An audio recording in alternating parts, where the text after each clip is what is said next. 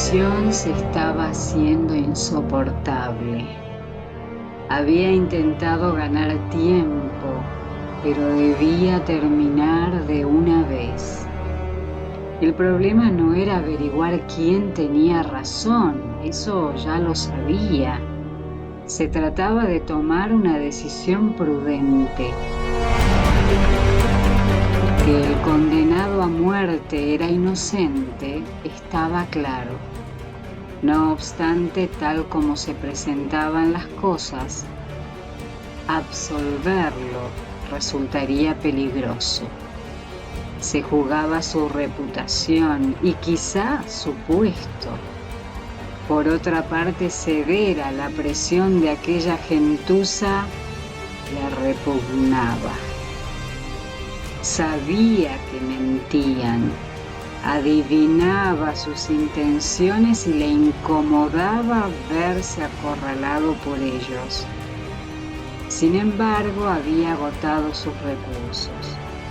O se pronunciaba en favor del acusado o lo abandonaba definitivamente a merced de la chusma. No podía seguir postergando su decisión. Tenía que tomar posición ante Jesús, y esto podía perderlo. Exasperado por la insistencia de los acusadores y por su propia impotencia para resolver un caso que le había parecido de poca monta, Pilato ya no sabe qué preguntar a aquel extraño hombre, cuyo lenguaje no llega a entender. Por si se trata de un desequilibrado, intenta halagarlo en sus manías. Así que tú eres el rey de los judíos. Pero el reo contesta, ¿dices esto por iniciativa propia o porque te están presionando? Este hombre está muy cuerdo. Pilato se irrita por su falta de perspicacia. Humillado por haberse dejado atrapar en una querella de fanáticos, estalla. Tu gente, los sacerdotes que te han entregado a mí, dicen que te la das de rey. ¿No oyes lo que testifican contra ti? El alto clero local había pronunciado una sentencia de muerte sin tener poder suficiente para ejecutarla. Necesitaba obtener de la autoridad competente su legalización, y por eso había obligado a entrar en escena al procurador romano. Sin embargo, a pesar de su alto cargo, este será apenas un actor secundario, obligado a ser de juez en aquel simulacro de juicio. Los denunciantes eran miembros del Sanedrín, es decir, los representantes oficiales de la religión de más notorio arraigo en el país. Por razones que el procurador no tardará en descubrir, aquellos religiosos estaban incitando a las masas a pedir la crucifixión de un hombre cuyo delito había sido abrir los ojos del pueblo a la falsedad de sus directores espirituales y predicar una vivencia de la fe más fraterna y auténtica. Lo condenaban a muerte porque él había condenado su vida. Muchos de los presentes podrían citar de memoria sus revolucionarias palabras. Amad a vuestros enemigos, haced el bien a los que os odian, bendecid a los que os maldicen, orad por los que os maltratan y os persiguen. Entonces, ¿tú pretendes ser rey o no? Jesús lo mira a los ojos y dice: es cierto que quiero reinar, pero de otra manera. Si mi reino fuese como los demás, hubiera tenido soldados para defenderme. Mi cometido es el de llevar adelante la causa de la verdad en el mundo. Por eso, el que está a favor de la verdad me escucha. La verdad. ¿Cómo podría defender la verdad un hombre en aquella situación? Pilato no pudo evitar una mirada a las manos de Jesús, tumefactas, aprisionadas por gruesos cordeles a la altura de las muñecas. ¿Por qué no procurar más bien defenderse de sus acusadores para salvar el pellejo? ¿Qué le importaba a nadie la verdad? Y entonces lanza al aire su famosa pregunta: ¿qué es la verdad? Pregunta importante que cada ser humano se plantea alguna vez en su vida con mayor seriedad que Pilato. Porque aparentemente en esa pregunta que arroja con soberbia indiferencia sin esperar respuesta, manifiesta toda la presuntuosa ligereza del hombre de mundo, al mismo tiempo que la sabiduría de corto alcance del hombre de Estado, que no cree más que en el reinado de la fuerza y de la astucia. Su reacción es la del escéptico que presume de no creer en nada, de que no existe ninguna verdad o de que es imposible conocerla, del que solo profesa la fe que debe fingir por su cargo, la fe en el culto al imperio y al emperador. Mirando condescendientemente al enigmático reo desde su superioridad de alto funcionario y de europeo liberal, le propone un trato, una pequeña mentira útil para acabar con el litigio. Dime que la acusación que te hacen es falsa y te soltaré. ¿Es cierto que te consideras rey? El contraste entre el representante del Imperio Romano y el del Reino de la Verdad es manifiesto. Por un lado, el procurador encarna la autoridad que abusa de su poder, el interés y, si hace falta, la violencia decidirán el caso. La razón de la fuerza por encima de la fuerza de la razón. Por otro lado, Jesús encarna el destino de los mártires, víctimas de su autenticidad desde Abel hasta hoy. ¿Qué otro destino puede esperar un acusado indefenso frente a un poder absoluto y a unas masas manipuladas que exigen su muerte cuando solo tiene de su parte a la verdad? ¿Qué es la verdad? Pilato se desentiende del tema. En su interrogatorio solo ha pretendido averiguar la peligrosidad del reo.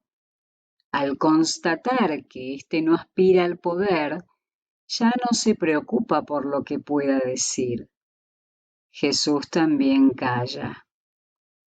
Si Pilato hubiese sido un pescador, una mujer pública o un cobrador de impuestos, hubiese llevado su análisis un poco más lejos, como lo había hecho la noche anterior, y le hubiese dicho: yo soy la verdad, el camino y la vida. Pero el procurador no hubiese entendido el significado de semejantes palabras. Se consideraba demasiado culto para creer que podía aprender algo de un prisionero. Además, como político, le interesaba más la opinión pública que la de un solo individuo. Y así cometió el error de su vida: no prestar oído al pensador más profundo e influyente que jamás tendría el imperio. Extraña paradoja del destino. El nombre de Poncio Pilato solo será recordado en la posteridad precisamente por haber infravalorado aquella mañana de primavera de principios de los años 30 al misterioso detenido que, sin figurar siquiera en los anales oficiales, llegaría a ser el centro de la historia. Aunque el gobernador era, sin duda, un profesional competente capaz de ser justo, en su parodia de juicio no llegó a dilucidar la veracidad de su interrogado, simplemente por no prestar atención a sus respuestas. Si en un momento dado optó por defenderlo frente a sus acusadores, fue menos por respeto hacia él que por odio contra ellos. El miedo a cometer un error táctico y a que sus enemigos lo denuncien ante el César lo harán ceder ante la presión. Sus propias estratagemas, aplazamientos, vacilaciones y medidas intermedias lo arrastrarán de concesión en concesión por la pendiente sin retorno de la injusticia. Ahora no le quedan más que dos alternativas: o ceder vergonzosamente después de tanta resistencia, o asumir el riesgo de enfrentarse a la clase dominante del país. En cualquier caso, quiere deshacerse de su reo como sea, si es posible, obteniendo su absolución, aunque tenga que recurrir al tormento físico. Y así envía a Jesús para que lo flagelen. Al hacerlo, pone en marcha el turbio engranaje de la violencia que lo arrastrará inexorablemente hasta un cruel desenlace. Porque los sacerdotes no se contentarán con tan poco. Esa solución no bastará para alejar a Jesús de su horizonte.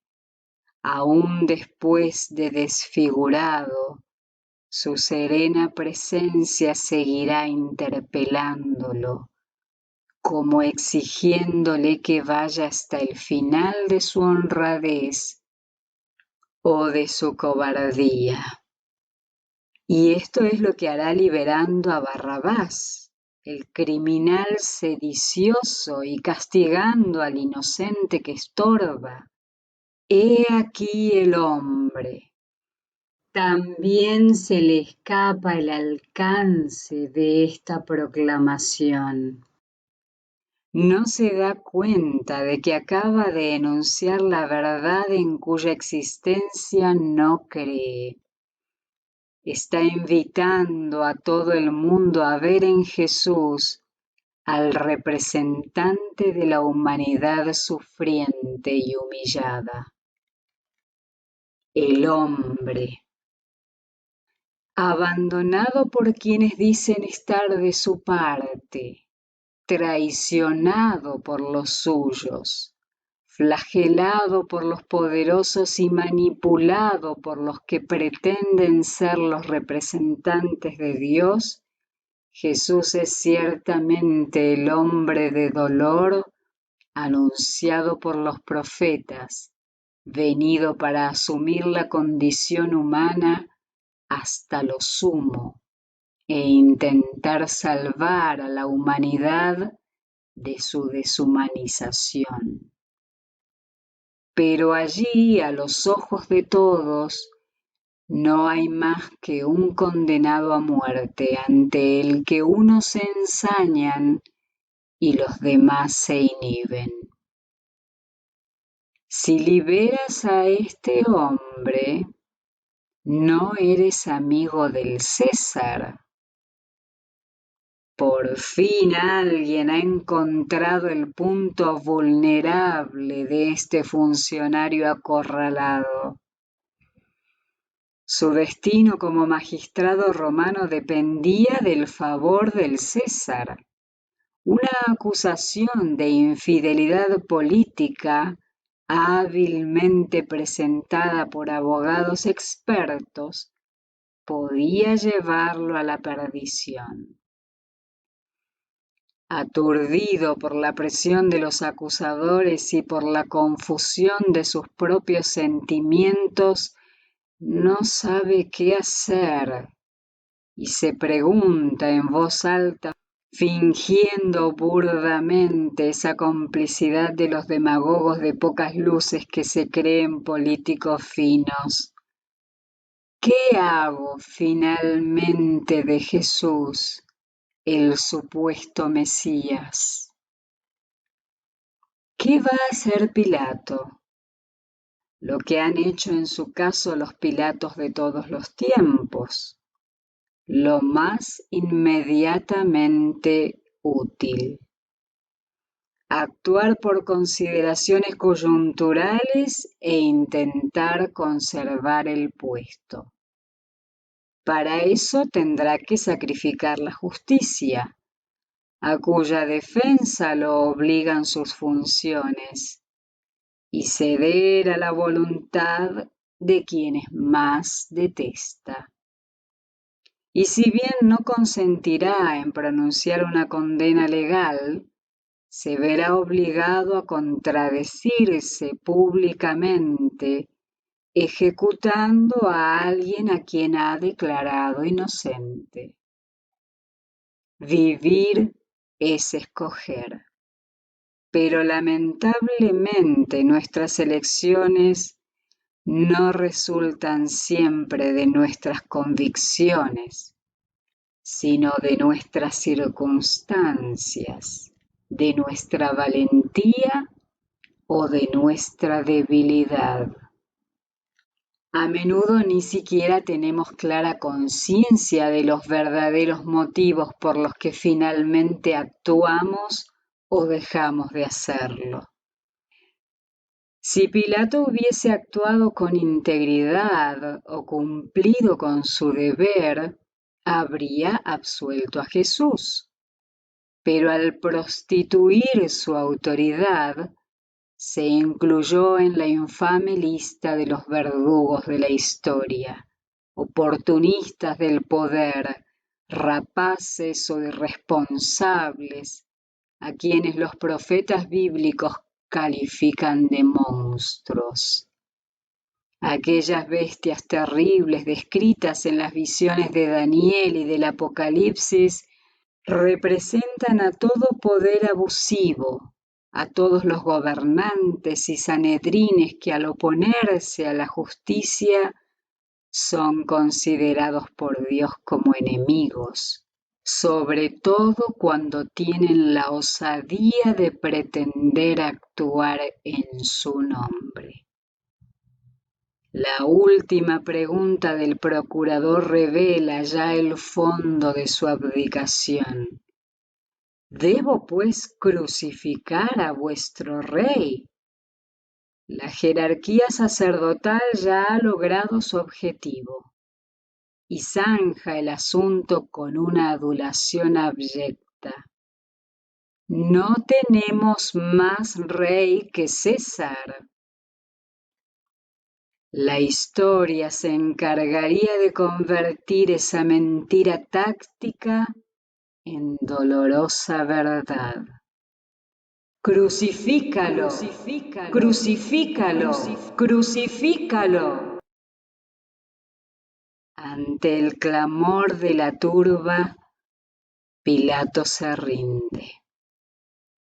Ha intentado deshacerse de Jesús afirmando su inocencia, remitiéndolo al juicio de Herodes, negociando su libertad a cambio de Barrabás, flagelándolo para saciar la sed de sangre de sus acusadores y para suscitar su lástima.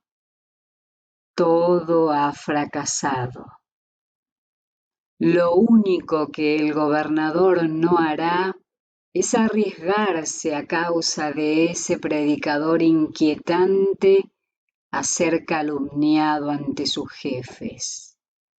Sucumbiendo a la tiranía del qué dirán, Pilato terminará el asunto con el gesto teatral de lavarse las manos. Pero el agua no absuelve a nadie de ningún crimen, y las manos de Pilato seguirán tan manchadas como antes. El silencio del reo pesará sobre él como una condena más atroz que la muerte, y aun cuando intente borrarla de su memoria, la mirada increíblemente serena de aquel moribundo seguirá diciéndole quién es el vencedor y quiénes los vencidos en aquel proceso. La inscripción que hace poner sobre la cruz suena casi a confesión reparadora. Jesús Nazareno, Rey de los judíos. Con ella firma la página más paradójica de la historia. Un hombre, inculpado falsamente por los sumos pontífices de su religión, es ejecutado por defender la verdad después de ser declarado inocente por el máximo representante del derecho romano. El mayor apóstol de los derechos humanos es enviado a la tortura. ¿Qué hubiera sido de Pilato si se hubiese mantenido fiel a sus convicciones y hubiese tomado una decisión valiente?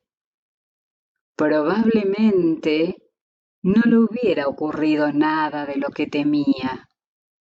El tiempo habría demostrado que las acusaciones levantadas contra Jesús y contra él eran falsas. Quizá, como máximo, Tiberio lo hubiera depuesto, pero Pilato habría llevado consigo el consuelo de una conciencia en paz. Resistir a la verdad acarrea a veces consecuencias trágicas. Pilato descubrirá muy pronto la inutilidad de sus concesiones.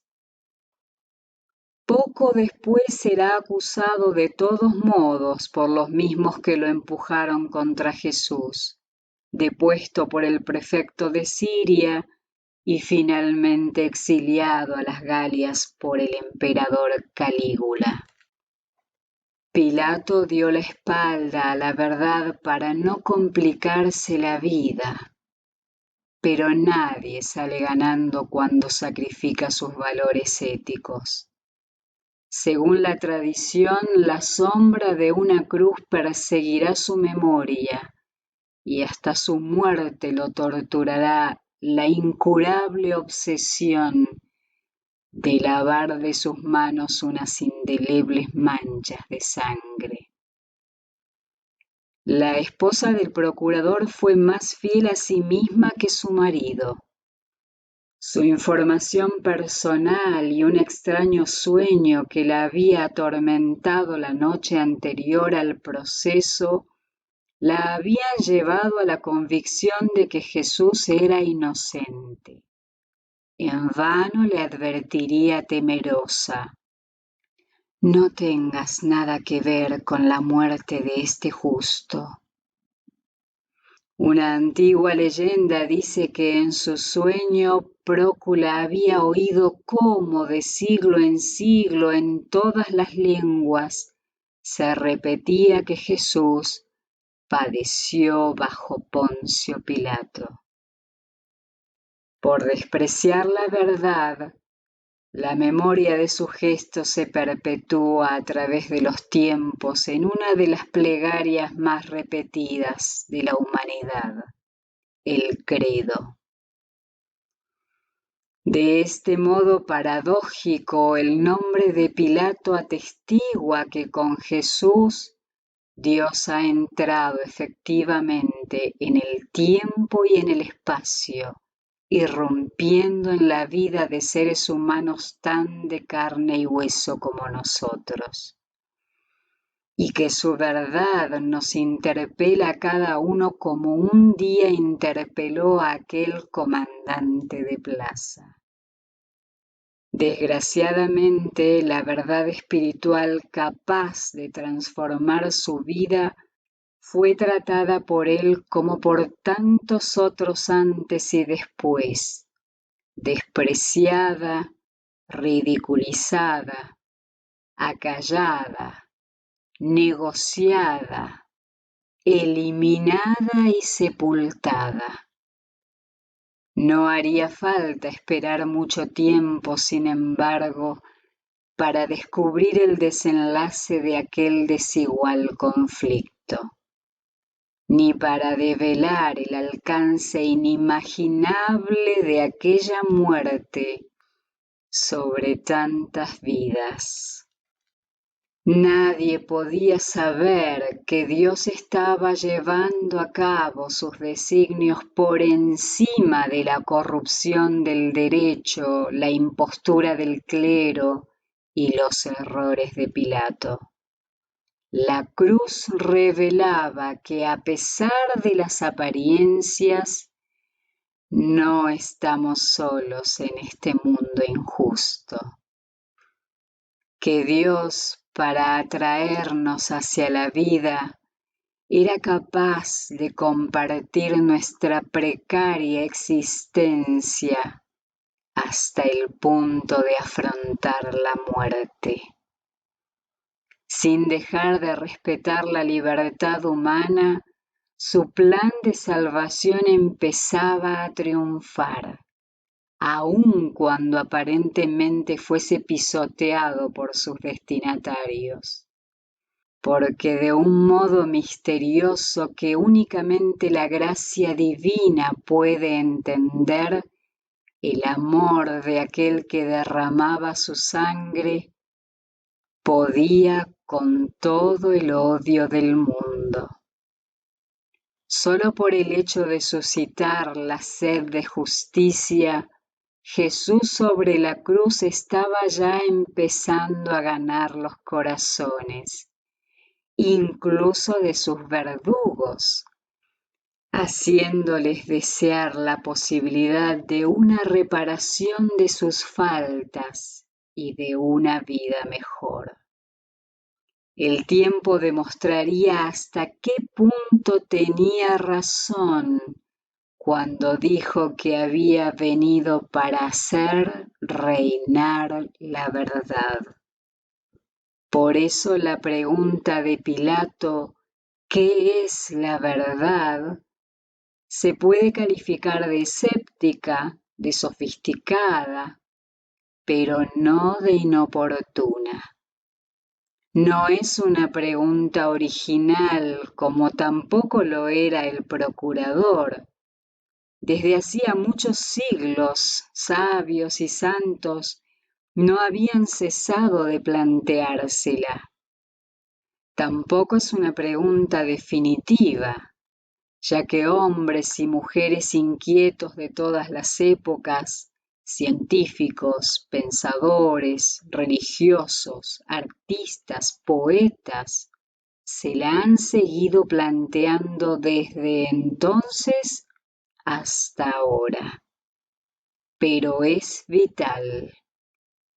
Es la eterna pregunta del ser humano que quiere certezas, que necesita un punto de referencia para construir su escala de valores y una luz que lo guíe en las tinieblas. En este mundo tan complejo en que vivimos, donde cada uno pregona su verdad, donde es tan fácil equivocarse y ser engañados, ¿cómo encontrar ese faro seguro, esa plataforma firme en la que apoyarse y sobre la cual poder construir confiadamente un proyecto de vida? Para hallar la verdad, esa realidad que no se puede negar racionalmente, es preciso desearla y buscarla sinceramente. La verdad, como toda gema preciosa, tiene varias facetas. No es que sea necesariamente complicada o difícil, no obstante, para abarcarla necesitamos contemplarla en su totalidad. Una parte de la verdad no es la verdad, y una verdad a medias es una simple mentira. Las medias verdades son a menudo odiosas, pero se hacen particularmente detestables en el ámbito espiritual, es decir, en la dimensión de la experiencia humana que atañe a lo más profundo de su ser. Todos conocemos el viejo cuento oriental de los ciegos y el elefante, que subraya la tendencia común a confundir la verdad con lo que no es más que un aspecto de ella.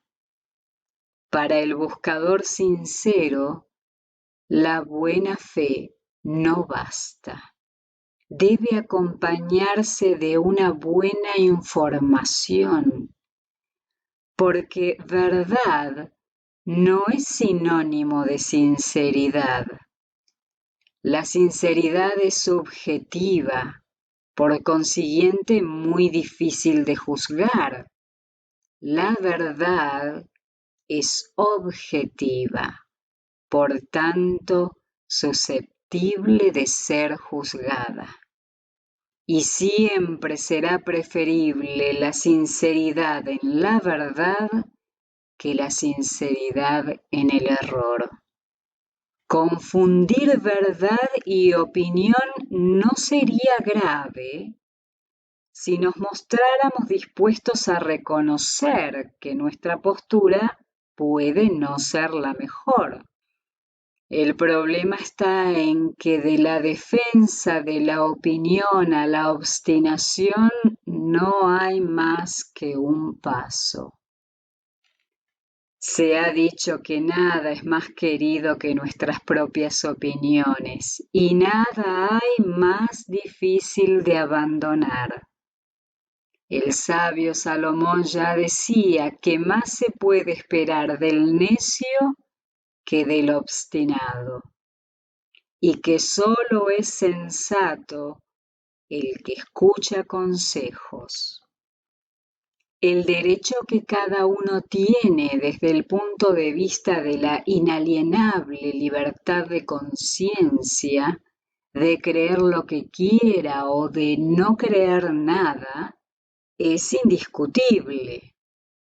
Todos tenemos derecho a la comprensión y a la tolerancia, a buscar la verdad y a desentendernos de ella. Allá cada cual con su conciencia y su sentido de la responsabilidad. Pero eso no quiere decir que todas las actitudes sean igualmente sensatas. Sobre un determinado punto puede haber muchos pareceres. Verdad trascendente, aunque no seamos capaces de abarcarla plenamente, hay una sola. Por eso, cuando nuestra opinión no tiene más regla ni criterio que nosotros mismos, nos parecemos lamentablemente a aquellos pobres ciegos de la fábula, empeñados en confundir un elefante con un árbol o con una cuerda. Ser auténticamente sincero es buscar la verdad en sus fuentes por todos los medios a nuestro alcance. Esa es la única sinceridad capaz de llevarnos de la convicción a la certeza. Cuando procuramos defender nuestra posición más que a la verdad, hacemos como Pilato. Deja de haber sinceridad en nuestra actitud y nuestra obstinación se convierte en un camuflaje para nuestras excusas. Es fácil encontrar pretextos. Hasta los textos sagrados pueden ser manipulados y utilizados para defender criterios personales o de grupo, con resultados que van desde las más pintorescas herejías hasta las más sangrientas guerras santas. Cualquiera que se lo proponga será capaz de tergiversar tanto los pasajes difíciles como los claros y sencillos.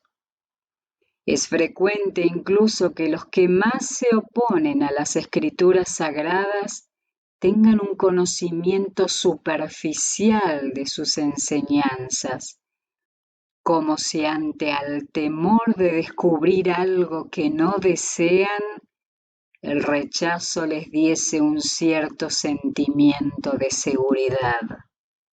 Por eso, paradójicamente, aun siendo la religión el lugar privilegiado de encuentro del hombre con la verdad suprema, léase Dios y su revelación, existen en esa esfera tantas verdades enfrentadas y tantos credos diferentes. Y es que la obstinación y la insinceridad ciegan. El error esclaviza. Los errores personales o históricos que nosotros llamamos nuestras verdades, convertidos en prejuicios, tradiciones o dogmas, encadenan a los seres humanos a posiciones que coartan su libertad y, lo que es peor, también la ajena. Porque es mucho más difícil ser amigo de la verdad hasta el martirio que hacerse su apóstol hasta la intolerancia. Sin embargo, la verdad es liberadora por naturaleza. Jesús dijo: conoceréis la verdad, y la verdad os hará libres. De ahí que la fidelidad a la verdad solo sea comparable a la fidelidad de la brújula al polo. Fijar la aguja para sí o para otros es peligroso. Por fidelidad a su cometido, la aguja debe ser siempre libre. Esto puede parecer muy simple, pero el hecho de que algunas verdades sean muy elementales no les resta ni un ápice de su valor. Si Dios no existiera, la verdad, nos referimos siempre al ámbito religioso y moral, sería relativa. Pero si existe, Él es nuestra referencia última. Nuestros esfuerzos al margen de Él conducen necesariamente a verdades humanas, todas relativas. Por eso necesitamos prestar oído, además de a la naturaleza y a la conciencia, a la revelación que Jesús vino a difundir. Esa luz verdadera que alumbra a todo hombre que viene a este mundo.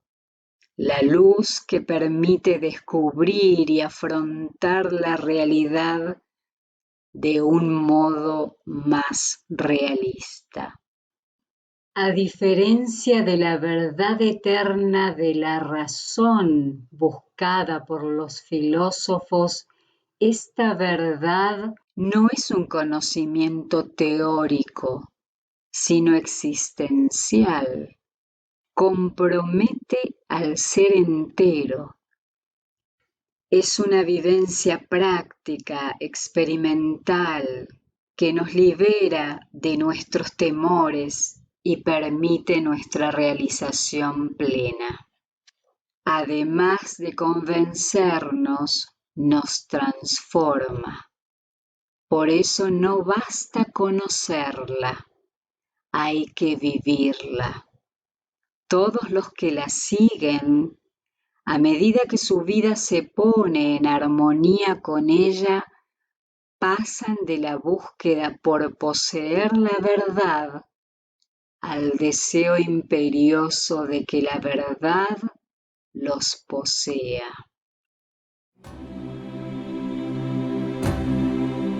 Desde aquel encuentro bajo las columnas, el proceso de Jesús continúa, así como su testimonio en favor de la verdad. Y aunque muchos no llegan a tomar conciencia de ello, todos nos preguntamos alguna vez en la vida como Pilato, ¿qué haré de Jesús llamado el Cristo? Cada vez que lo condenamos sin haberlo escuchado, o no vamos hasta el fondo de nuestras convicciones porque tenemos miedo o porque nos resulta más cómodo ser prácticos que consecuentes, cada vez que a pesar de nuestras buenas intenciones no nos atrevemos a pronunciarnos por la verdad cuando comporta algún riesgo, y tendemos a aplazar nuestra decisión o a buscar escapatorias. Cada vez que acallamos la conciencia, diciéndonos que para evitar conflictos hay que saber esperar y hacer concesiones, cada vez que llamamos prudencia a la debilidad y paciencia a la cobardía, estamos obrando como Pilato. Hoy como entonces, quienes no desean comprometerse siguen prefiriendo el respaldo del poder y de la mayoría. Por ser arriesgada, la verdad que bebe en las fuentes siempre es minoritaria y por lo tanto solo se atreven con ella los valientes. Como es independiente del número de sus adeptos, como no se decide por votación ni se deja imponer por decreto ley, ni se adopta por aclamación popular, no suelen tenerla las masas ni sus dirigentes. La sigue teniendo Cristo. Y al igual que Él, sus seguidores son tratados a menudo como locos, a veces como héroes, e incluso como mártires, y siempre como disidentes.